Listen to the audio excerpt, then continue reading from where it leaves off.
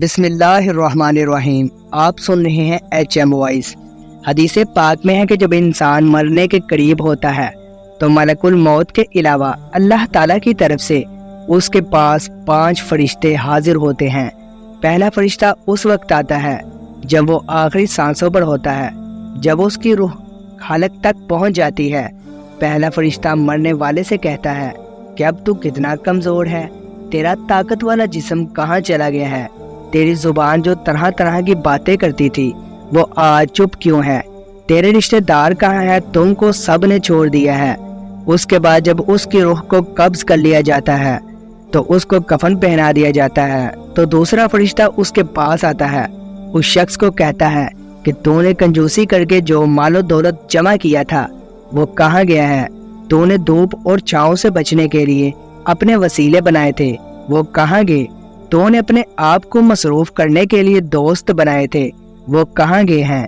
جب اس کا جنازہ اٹھایا جاتا ہے تو تیسرا فرشتہ اس کے پاس آتا ہے، اس کو پکار کر کہتا ہے آج تو ایک لمبے سفر کی طرف جا رہا ہے، تم آج ان لوگوں سے ملاقات کرے گا جس سے پہلے تو کبھی بھی نہیں ملا ہوگا۔ آج تم کو ایسے تنگ جگہ پر داخل کیا جائے گا جس میں تو آج تک بھی داخل نہیں ہوا ہوگا۔ اگر تیرے اعمال اچھے ہوئے تو اللہ تعالیٰ تم سے راضی ہو جائے گا، اگر تمہارا اعمال اچھے نہ ہوئے تو یہ تمہاری بدبختی ہے۔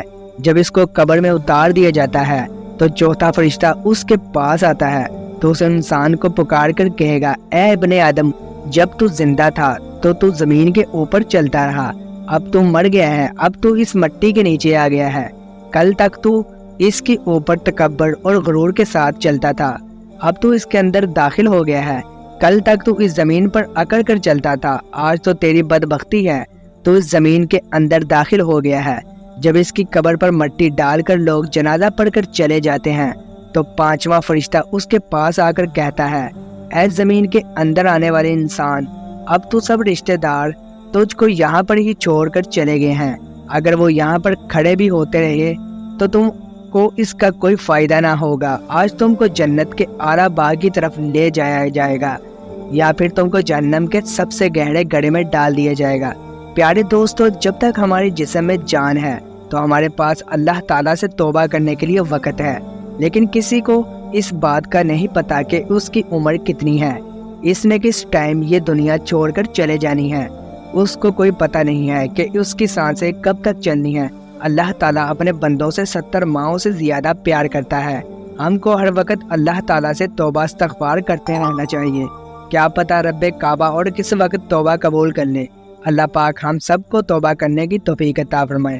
اگر ویڈیو پسند آئے تو ویڈیو کو ضرور شیئر کیجیے، صدقہ جاریہ ہے۔